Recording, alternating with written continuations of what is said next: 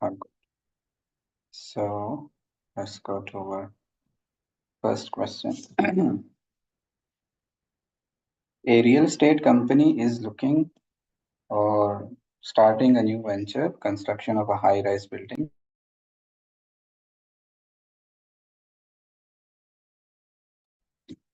The scope is clear, architecture plans are finalized, and all the permits are in place.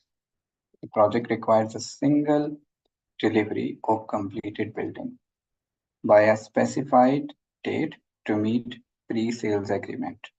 Which project development lifecycle is best suited for this type of team?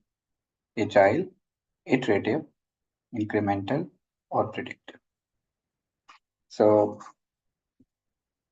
this question requires you to understand the difference between agile and iterative and incremental and predictive life cycles. Okay, so try to solve it. What do you think?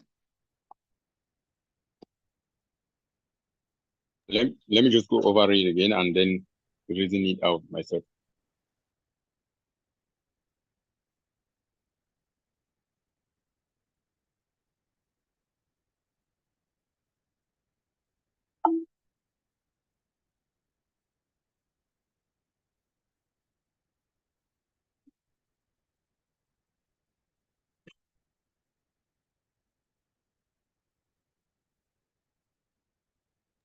Yeah, predictive. Predictive, that is D. Perfect. Perfect. So what made you decide this? Because on the question, it is stated that the project require a single delivery of the completed building by a Very good. specific date. Very good. Very good. And what else do you think? What else? One more thing you need to tell me from the question itself. From the question itself, incremental. No. What Okay, else? another thing in Yeah. the question that Yeah. That helps you decide that predictive is the answer. Yeah. okay, yeah, okay. Complete in a specific date and then to meet pre-sale agreement. To meet pre-sale agreement. Okay, wait. The scope is clear. Okay, they say the scope is clear. Plan and Yes. finalize. Yeah. So this is very good. Yeah. This is good observation. That when the scope is clear, and there is a single delivery, we will use predictive life cycle. Okay. So when the scope is clear and there is single delivery, we will use predictive life cycle. Very clear, right?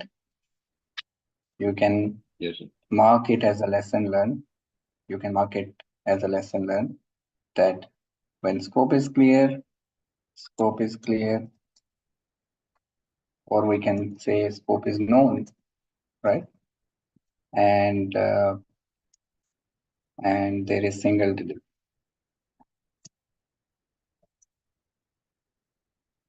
We use predictive life cycle. All good. Let's move on.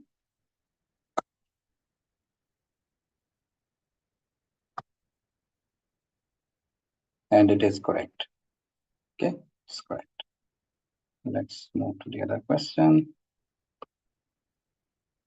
Next.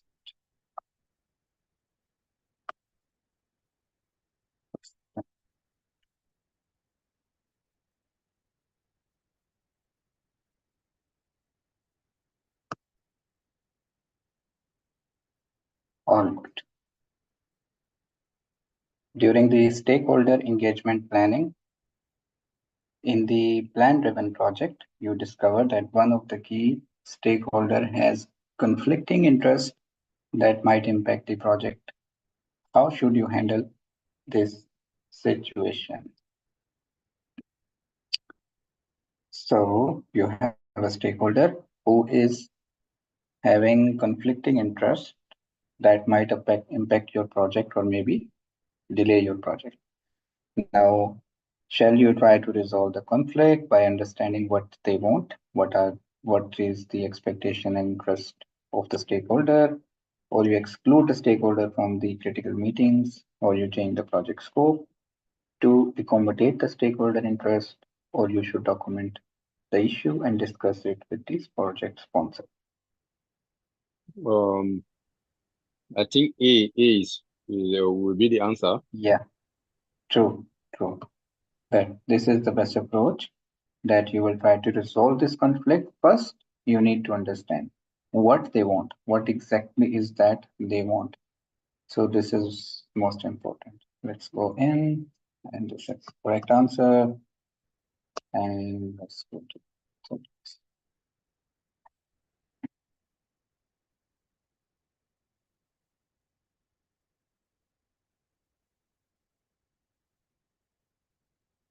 so, okay. While you're working in agile environment, the team realizes that critical user story was missed during the initial backlog grooming. What should you do next? What should you do next? Should you facilitate a backlog refinement session to assess the impact of adding the new story, or you communicate to the client that it's too late to include any new requirement, or you add the user story to the backlog without permission or prioritization or approval, or you should request a change approval from the product owner before you add the story to the sprint. What do you think? 100% facilitate a backlog with Oh, fine. that is actually a bug from the system, that it is showing you what is the correct answer. But do you understand that this is important step, right? The A.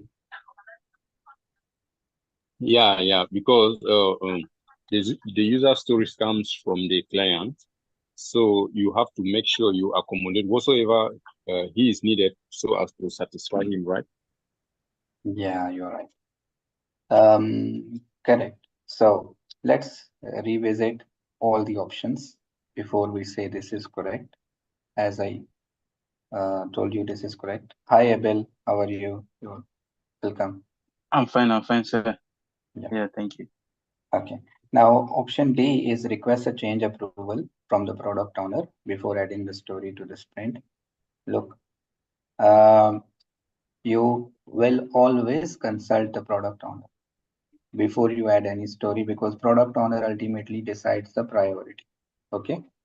So, um, well, you uh, cannot add or remove anything from the sprint without consulting the product owner. So keep in mind. Okay. Second, C option, add the user story to the backlog without prioritization or approval. Okay. So you realized that a critical story was missed during initial backlog grooming, and what should you do next? So you can add the story into the backlog. However, if this is sprint backlog, then you need a prioritization or approval from the product owner. But there is a product backlog and there is a sprint backlog. So you remember, a product backlog, consider it as a big bucket which has an n number of stories which we need to work on in the product. But let's say sprint backlog is your table where you put the work that you need to do within the 14 days of the sprint. So this is your, you have committed to complete the work that you committed to complete as a team in 14 days. Now, can you put, can you take the story and put it in your sprint backlog yourself without prioritization or approval? No. Clear? You cannot do that. Okay. Now, we assume that the story that we found out that was mixed is actually already present in the product backlog, the big bucket, but we missed to add it in the sprint backlog. Okay. And now it requires approval from the product owner before adding to the current sprint. Now, But what you need to do in these type of questions, when they say what should you do next, it means that maybe there are four options, and in the four options you will ultimately do all the things, but which will be the first action you will do, you know. So always think about the process. Maybe three options are correct, that you can do, you can add the story to the product backlog, you can request an approval from the product owner, you can consult them. So as per the process, what should be the very first next step? This should be your thinking, that okay, what should be my very first next step? I should facilitate a backlog refinement session to assess the impact of adding the user story. So this is your first step. Ultimately, once you analyze that this story can or cannot be added, once you have this clarity from the team, you will go back to the product owner and request their approval. And after their approval, you will add the story to the sprint backlog. So the steps are very clear now, right? Or you guys Yes, sir. got confused? Yes, sir. Okay, good.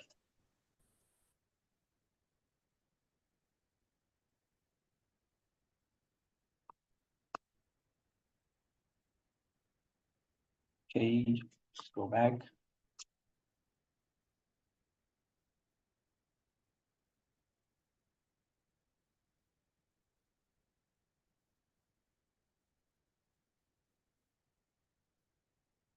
The software company plans to release a significant upgrade to its flagship product. The upgrade includes several features that are clearly defined. The company wants to deliver these features in stages to provide continuous value to its customers and to streamline the development process. Now, which of the following life cycles or project development life cycles you think we should be choosing? Okay, so what are the keys available in the question, Valeri? Yeah, we have. Let me Yes. let me start with agile. Agile will be the best. Agile and incremental, they are the same, but I don't know which one is more would be the best because I'm suspecting agile, where they said which development development life cycle. Okay, incremental. A. No, no. Wait, agile.